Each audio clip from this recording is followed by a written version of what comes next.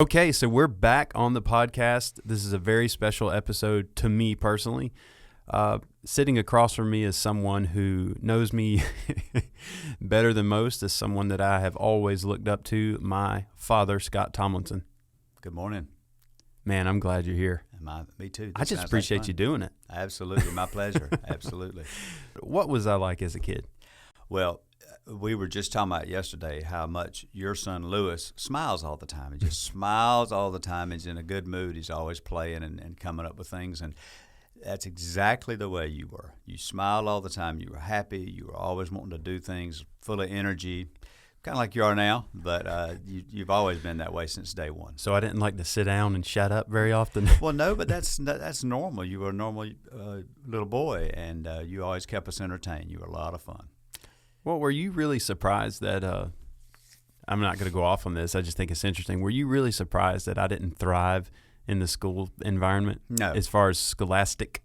Well, I'm not going to say you didn't thrive scholastically. I just don't think it interested you. I think it was a little bit boring, a little bit too slow pace. You would rather be moving and doing things, and which is a lot like me. And so it didn't surprise me at all. Which was crazy because you know, you nor mom, yeah, I have great parents, by the way, to the viewers, but you guys never made me feel like I was out of place. I think society maybe did, you know, inadvertently make me feel like, oh, you're not going to be anything because you're not doing, you know, you don't have straight A's, but you guys never made me feel that way. I think that was important in me kind of becoming who I am, but we won't go there. I think that's another topic. So Flint Community Bank, man, what year are you guys in now? Well, we started operations in 2006, so 19. You know, we're coming up on year 14, and we've just had a really good run and been very blessed. So there's no tricks in growing a company? Is there any shortcuts, any tricks? What's up? No shortcuts. To the viewer, no tricks. Oh, man. No magic pill. It's pretty foundational. So you're the CEO of the bank? That's correct. Okay. And I remember growing up, you working in other banks. You know, we lived in Jacksonville, lived in Lakeland, which is near Valdosta in South Georgia, for you guys that don't know where that is. Small town. We grew up out on a farm, just had wonderful family, had an awesome upbringing. What about you growing up as a kid? Yeah. Well, I grew up on a farm as well. My dad worked full-time, but we lived on my grandfather's farm, and he worked it on the side. We had every animal you could ever raise, and my job was to take care of all the animals from a very young age. So it was awesome. It was a great family environment, a lot of hard work, and a lot of expectations. My sister and I had things that we were expected to accomplish every day without fail, morning, noon, and night. And it wasn't a bad environment. It was just a tough environment and a lot of expectations, which I think lended to me the work ethic importance, and which I think is the greatest thing my mom and dad could have ever taught me. Yeah, so going from farm boy to CEO of a very successful bank, I'm certain there's a lot of things you've learned along the way. Well, the one thing they have in common is hard work. Any business that you are successful with, you cannot skirt hard work. I don't care how smart you are, how innovative, how many things you come up with and ways to get around it, you cannot get around it. And the sooner and quicker people figure that out, the more successful they'll be. What's so interesting, and now entrepreneurship, not because of social media, but the exposure of social media, entrepreneurship has almost become this cool thing. And I remember in the 80s and 90s, it wasn't really cool to be an entrepreneur. I mean, it wasn't necessarily frowned upon, but it was like, oh, he's an entrepreneur, he's got a pyramid scheme. You know, it's a different environment today, but well, even worse when my dad was working and coming along, because back then you just went to work somewhere and you stayed there until you retired. And if you did anything besides that, you were sort of seen as a free spirit, and you didn't really have any focus or direction, which couldn't be farther from the truth. I wish we had started this bank a long time ago. I mean, it's the best thing I've ever done in my career. However, I do realize that all the time, the 25 years leading up to when we did organize and start the bank, was preparing me to do this. It happens for different people at different times in their lives. But I do think that the difference is, and the reason people look upon it the way they do, is when you've got a good thing and you've got a sure thing, why not stick with that? But you always want to grow, and you always want to do more and better things if you've got an entrepreneurial spirit. So you were working for Synovus at the time. You decided or you felt convicted to start a bank, right? Mm-hmm. So at the time, wasn't it considered one of the greatest places to work in America? Absolutely, and I would agree with that. I could not have been treated better. It was a wonderful experience. People treated me well, compensated me well. We had great benefits, had a great team of people. That really was not driving me to think about starting our own shop. I think that's what made me want to start my own shop, because I saw what we had going and just figured or wanted to think about just taking that and building on it. Well, what most people don't know, at the age of 44 years old, you had 2 buns in the oven. That's right. By the name of Seth and Will. That's right. So you guys got pregnant with twins. I was 18 at the time. It was pretty shocking to me at the time. So naturally, you're 44 years old. You're working for the greatest place, considered really to work in America, one of the greatest places to work. You got twins on the way. You've got 3 kids almost grown and getting ready to get out of high school. You're about to start pastoring a church. Naturally, let's start a bank. What was going through your mind? Well, one thing to add to that, we were building a house at the same time as well. So, what was going through my mind was I'm good at multitasking and having a lot of balls in the air, so my wish had come true. My basket was full, which I like. I don't like being idle. I like having things going on, so my wish had come true. I had plenty going on at one time, yes. So what is one of the most, looking back now, Flint has been here for 14 years, Flint Community Bank here in Southwest Georgia in Albany. What has been the catalyst of its success in your eyes? The personality of any business, or the way we better describe it is the culture of any business, has been prime at Flint Community Bank. And I cannot take credit for that. First of all, God has blessed us immensely with a group of people who have a common desire. And that culture has created an environment where other folks of like mind want to come and work and be a part of it.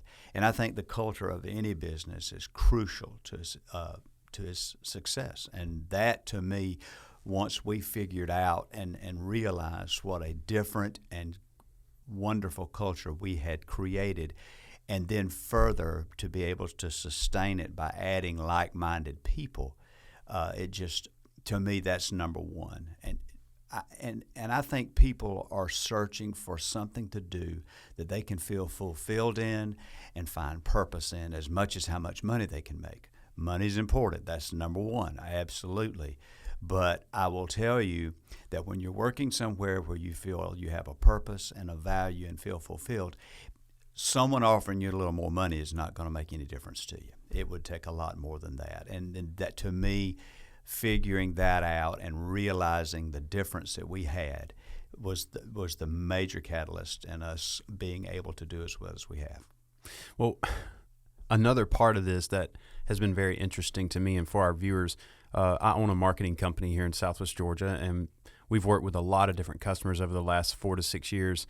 One of the things that I thought was interesting about Flint Community Bank is one of my first customers. Thank you for giving me that opportunity, to all the Flint Community Bank people. But one of the things that's interesting to me is even the way you guys have marketed yourself or allowed us to kind of explore how to do that over the last, I say 4 years, the last 8 years, is really to kind of put your people and your customers on a pedestal, not just the bank itself. Like, you guys really haven't said at any time, have you said, hey, let's market our interest rates, let's do this, let's do that. How does that kind of interweave the bank's voice to the community? How does that interweave with your culture? Well, we say we want to be the employer of choice and the bank of choice, emphasizing employer first, because we believe that if we pour into each other and live in a microcosm that takes care of each other, feeds on each other, that it will spill over to customers, which will spill over to shareholder value, which is the end result that you're looking for. In order to stay in the business, you want your shareholders to be compensated, and you want to continue to do well and make money and be profitable, of course. And the way we feel like you do that is taking care of your folks and taking care of your house first, and then going out into the community. And I think when people see that, that makes them want to not only work there but bank there and do business there. And also to even go further, we have tried to highlight our customers and to show them appreciation instead of highlighting ourselves. Obviously, we like getting accolades, and we like that folks like us, and obviously that's a good thing to have, but that's not our first priority. First priority is taking care of our house and our folks, and then our customers. What is, just for our viewers, to give them something more tactical, what is a book that you've read in your life that has kind of given you some of the tools in your tool belt to kind of become a better leader, kind of understand, certain things about business and life? What is a book you would recommend? I have to say the Bible first and foremost. I've read it many times, and there's so many stories about leadership, about leading people, and the epitome of that being Jesus Christ, of course, being a servant leader and leading by example and hard work and everything else that goes along with it. There's really not a better book out there that depicts what entrepreneurship and spreading the word, which is called evangelism, and taking care of your folks and getting the word out through that missioning. There's just nothing better than the Bible to do that. But there's so many other books on leadership that I have read that have helped me so much. Chestnut Checkers is something that always comes to my mind, to figure out that you're in a complicated work dynamic and market dynamic, and you can either go at it simply or complicated in a complicated way, or meld the two together, which I think that book does. Chestnut Checkers, Elevate Your Leadership Game by Mark Miller. And one other book that was very powerful and still is, and I refer to quite often, is called The Anatomy of Peace, that is distributed by the Arbinger Institute of Leadership. And The Anatomy of Peace makes you look at yourself introspectively, as well as, and it can apply to your family, to your church, to your business, and to your community in general. It's just about how you view yourself and other folks. And again, we're talking about people. That's always the genesis of what the next step is taking care of folks. And that book, I would recommend, The Anatomy of Peace, to anyone. Cool. All right, so I want to ask you this question because it's something that I think is very interesting to business leaders, upper management. It's something that they talk about all the time. Is good help hard to find? I know what people mean by that. I think it's a cop-out to some extent. I think it's just an easy thing to say if you're finding it difficult to find people. But again, if you create a place, an environment that people would want to work, it shouldn't be as much of a challenge, let's put it like that, to find good people. We do not have that problem and that issue. I understand there are folks out there, good folks, that need work that have not been matched up with the right place yet, and I would say that's probably true.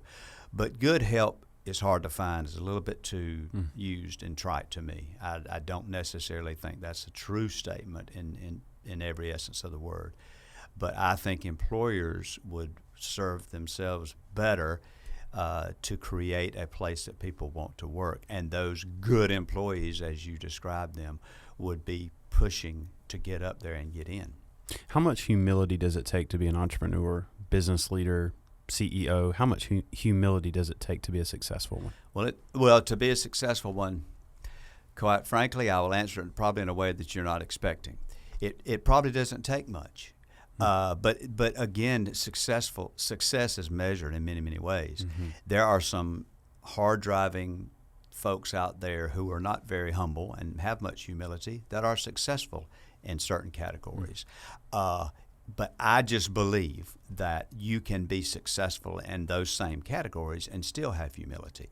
I think some people struggle with that. I think they equate humility with weakness. It's like seeking wisdom and counsel from other folks they think is weakness, which is not. To me, it's a sign of wisdom. And when you, again, pattern my life after Jesus Christ, who was a humble servant leader, that just sets the tone for me in every aspect and everything I think about. So you can be successful in some ways without much humility, but I believe it's key to being successful in the right ways. Absolutely. So let's go back to the bank really quick. I kind of want to go over some things about innovation. Okay, you guys obviously have innovated through your company culture, some through technology, kind of staying ahead of the game as it pertains to that, because you haven't invested in a lot of real estate. I mean, Right. you guys have a one-location bank Right. here in Southwest Georgia. You've invested in people and technology. So how do you keep innovating when your company is kind of mature at scale? Like, how do you keep innovating? Well, first of all, we're a community bank. It's in our name, Flint Community Bank. So we are dedicated to serving our community, and Albany being the hub for some 13 to 14 to 15 counties. So that's our community, and we're dedicated to that. I've been in banking a long time, and the measuring stick years ago was how many branches you had, and that was the delivery system that banks had to use because there was no technology. It's a totally different day. You can reach more people exponentially with technology than having to build bricks and mortar. So for us, if we are a community bank, then we are dedicated and focused on our community, and we continue to seek ways to reach them by sending our people out and by using technology.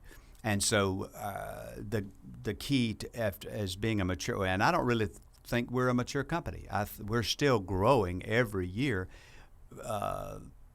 pretty well. So until our growth tails off or even plateaus, I might consider we're a mature company and may need to think about expanding our horizons a little bit. But we're growing every year at a pretty rapid pace, so I would not call us mature yet. I think we've got a long way to go, and it's not in building bricks and mortar, in my opinion. That need may come, but right now we continue to add people and technology to the process. Everybody's template's different. I mean, franchise banks and larger banks have one business plan that uses critical mass as a lot of what they're trying to do and accomplish nationwide or even region-wise. That's not us. What our blueprint and our template is to serve our community to the full, and I don't think we've gotten there yet. We're doing a pretty good job. I think we could always improve, and I give a lot of credit to our folks for doing the best that we can in that regard. Yeah. It's so interesting to me to hear individuals kind of around your age. I won't tell everyone how old you are. 6-0. Okay.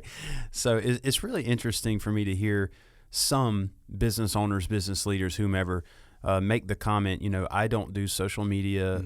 I hate social media. I know I'm kind of changing course here, but what's interesting to me is Facebook, Instagram, LinkedIn, all of these things, like when people say, I hate Facebook, I hate Instagram, I hate LinkedIn, what they're really saying is, I hate people.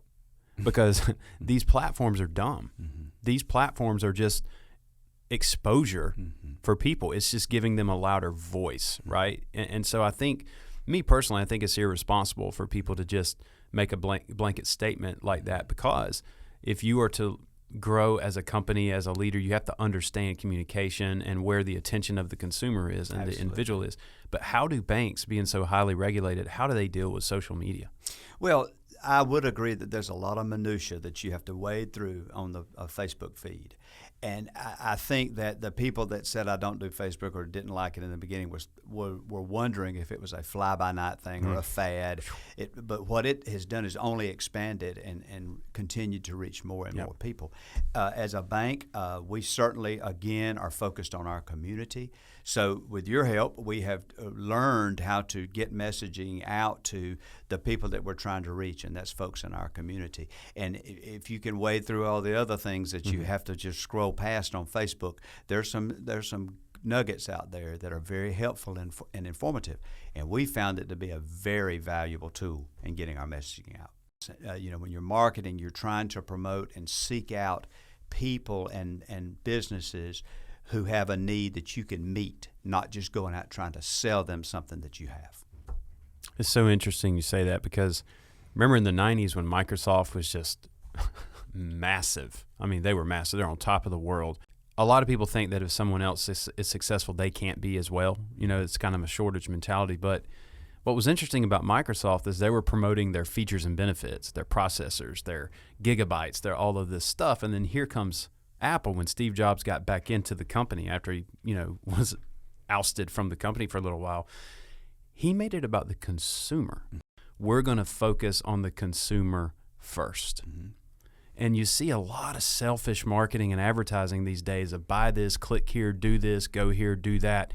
But the biggest brands in the world are consumer driven. They listen to their consumers, and they, even in content creation, they create content for their consumer first. What do you think about that?